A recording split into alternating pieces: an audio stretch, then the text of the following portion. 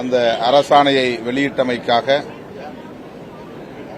அதனை முறைப்படி நடைமுறைப்படுத்த உரிய நடவடிக்கைகள் எடுப்பதற்காக விடுதலை சிறுத்தைகள் கட்சியின் சார்பில் நன்றியை தெரிவித்தோம். அதேபோல இன்னும் சில சாதிகளின் பெயர்களில் இன் விகுதி உள்ளது.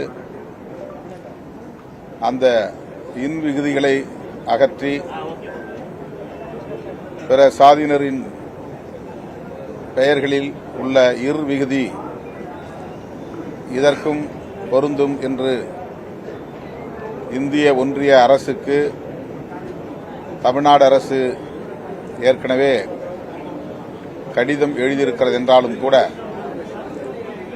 அதனை சட்டமன்றத்திலே ஒரு தீர்மானமாக கொண்டு வர வேண்டும் என்ற கோரிக்கையையும் மாண்புமிகு முதல்வர் அவரிடத்திலே வைத்தோம்.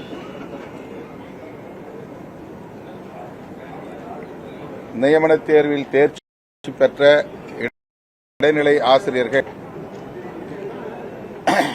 வேலைக்காக பல்லாயிரக்கணக்கானோர் காத்திருக்கிறார்கள். நீண்ட காலமாக அவர்கள் காலி பணியிடங்களை நிரப்ப வேண்டும் என்று கோரிக்கை வைத்து போராடிக் கொண்டிருக்கிறார்கள். அண்மையிலே கூட ராஜரத்னம் ஸ்டேடியம் அருகே ஒரு அறப்போராட்டம் நடைபெற்றது. அவர்கள் முன்வைத்த கோரிக்கைகளை மாண்புமிகு முதல்வர் அவர்களின் கவனத்திற்கு விடுதலை சிறுத்தைகள் கட்சியின் சார்பிலே கொண்டு சென்றிருக்கிறோம். பள்ளி கல்வித்துறை நியமனத் தேர்வில் தேர்ச்சி பெற்ற ஆசிரியர்களை உடனடியாக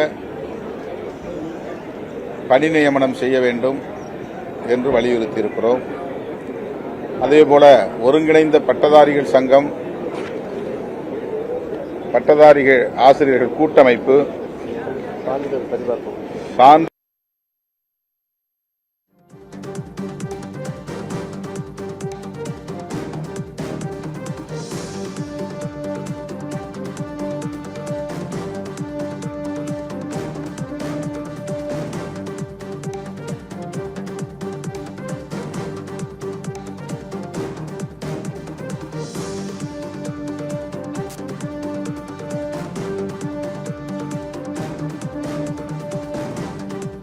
தேதி அறிவிப்பால் வேலை பெற முடியாமல் போயினர்.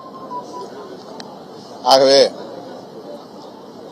சான்றிதழ் சரிபார்ப்பு முடிந்து அரசு வேலைவாய்ப்புக்காக காத்திருக்கும் பட்டதாரி ஆசிரியர்கள், தமிழ் பட்டதாரி ஆசிரியர்கள் உட்பட அனைவருக்கும் வேலைவாய்ப்பு வழங்க, பணி நியமனம் செய்ய உரிய நடவடிக்கைகளை எடுக்க வேண்டும் என்று மாண்புமிகு முதலமைச்சர் அவரிடத்திலே வேண்டுகோள் விடுத்தோம்.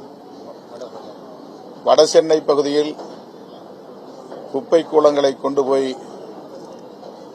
கொட்டி சேமிக்கிற நடவடிக்கை,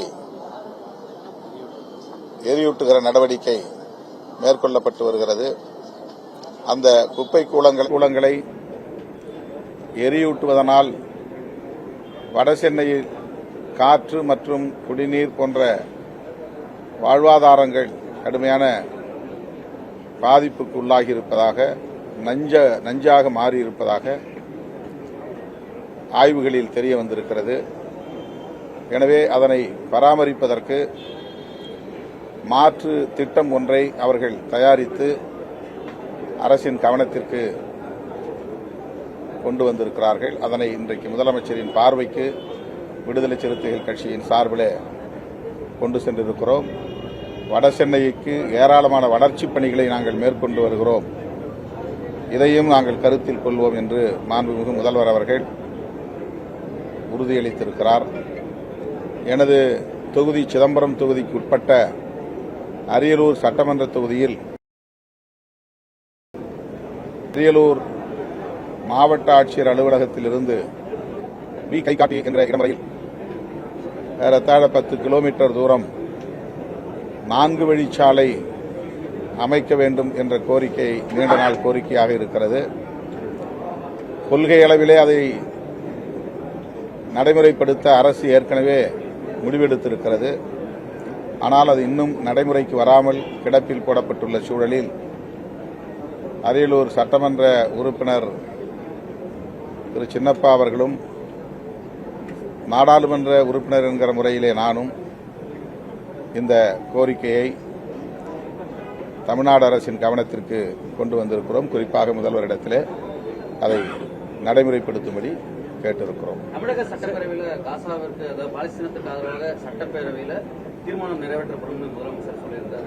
இந்த நேரத்தில் நீண்ட காலமாக சாதி ஆணவ படுகொலைகளை தடுக்கிறதுக்கு சிறப்பு சட்டம் இயற்ற வேண்டும் கோரிக்கை இருந்தது. அதை பற்றி அதை பேசுனீங்களா? இல்லை இந்த சட்டமன்ற கூட்டத்தில் இப்போ நாங்கள் இன்றைக்கு ஒரு சில கோரிக்கைகள் குறித்து மட்டும்தான் பேசினோம்.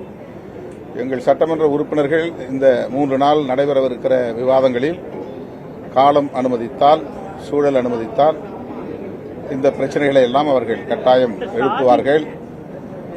காசா தொடர்பான தீர்மானத்தை மாண்புமிகு முதல்வர் அவர்கள் சட்டமன்றத்தில் இந்த கூட்டத்தொடரில் கொண்டு வருவோம் என்று ஏற்கனவே ராஜரத்னம் ஸ்டேடியத்தில் நடைபெற்ற ஆர்ப்பாட்டத்தில் வெளிப்படையாக அறிவித்தார். விடுதலை சிறுத்தைகள் கட்சி முதல்வரின் இந்த நிலைப்பாட்டை வரவேற்று பாராட்டுகிறோம். அதேபோல இந்த 4 தொழிலாளர்கள் தொகுப்புச் சட்டங்கள், அதனால் பல பாதிப்புகள் இருக்கின்றன. அது குறித்தும் சட்டமன்றத்தில் இந்திய அரசு கொண்டு வந்த தொகுப்பு சட்டங்கள் 44 சட்டங்களை 4 தொகுப்புகளாக கொண்டு வந்திருக்கிறார்கள்.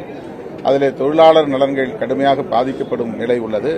கார்ப்பரேட்டுகளுக்கு பெரும் அளவில் சாதகமான சட்டங்களாக அவை உள்ளன. அந்த சட்டங்களை முழுமையாக ரத்து செய்ய வேண்டும் என்றுதான் நாம் கோரிக்கை வைக்க வேண்டும். என்றாலும் கூட அதில் சில திருத்தங்களை கொண்டு வர வேண்டும், வாரியங்கள் சிதைக்கப்படுவதை தடுக்க வேண்டும் என்ற கோரிக்கைகள் பரவலாக எழுந்துள்ள நிலையில் இந்த கூட்டத்தொடரில் அது குறித்தும் சட்டமன்றத்தில் தீர்மானம் கொண்டு வர வேண்டும் என்று எங்கள் கட்சியின் சார்பில் சட்டமன்ற உறுப்பினர்கள் வலியுறுத்தினர்.